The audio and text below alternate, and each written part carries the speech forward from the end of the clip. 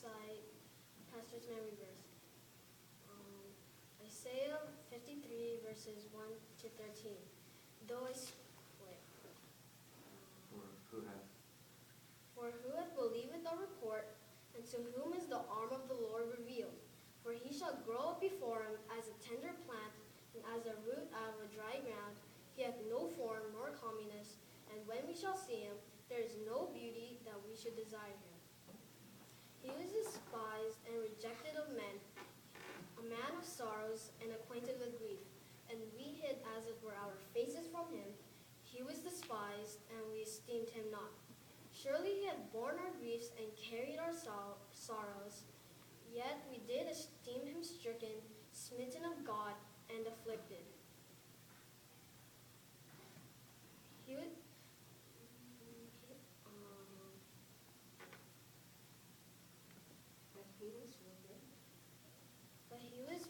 but he was wounded for our transgressions.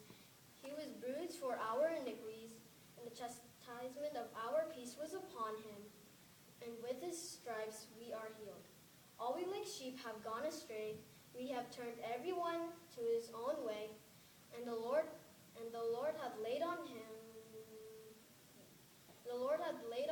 the iniquities of us all.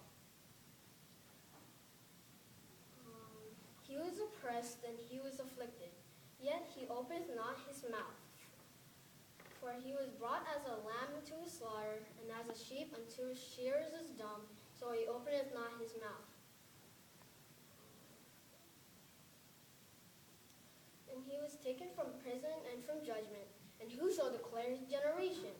For he was cut off out of the land of the living. For the transgressions of my people was he stricken. And he made the grave with the wicked, and the rich in his death. Because he had done no violence, neither was any deceit in his mouth. Yet it pleased the Lord to bruise him. He hath put him to grief. When thou shalt make his soul an offering for sin, he shall see his seed. He shall prolong his days, and the pleasure of the Lord shall prosper in his hands. He shall see the travail of his soul, and shall be satisfied. By his knowledge shall my righteous servant justify many,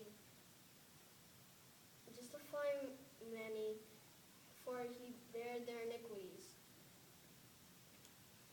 Therefore will I divide him portion with the great, and for he shall divide the spoil with the strong, and because he had poured out his soul unto death, and was numbered with the transgressors, and he bare the sin of many, and was numbered with and he made intercession with the transgressors.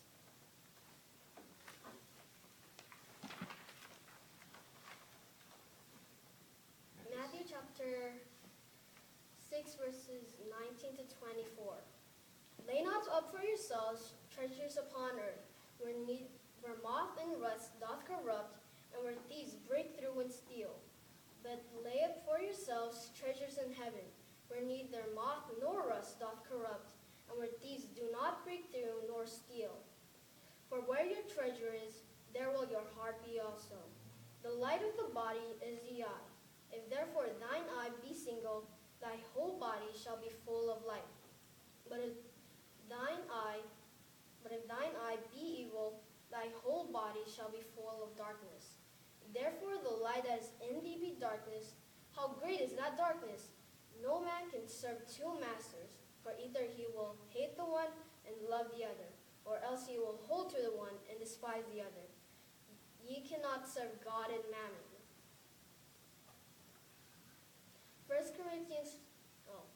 Matthew chapter 7 verses 24 to 29. Therefore whosoever heareth these sayings of mine and doeth them, I shall liken him unto a wise man which built his house upon a rock. And the rain descended, and the floods came, and the winds blew, and beat upon that house. And it fell not, for it was founded upon a rock. And everyone that heareth these sayings of mine, and them not, shall be likened unto a foolish man, which built his house upon the sand. And the rain descended, and the floods came, and the winds blew, and beat upon that house, and it fell, and great was the fall of it. And it came to pass, when Jesus ended these sayings, the people were astonished at his doctrine. For he taught them as one having authority, and not as the scribes.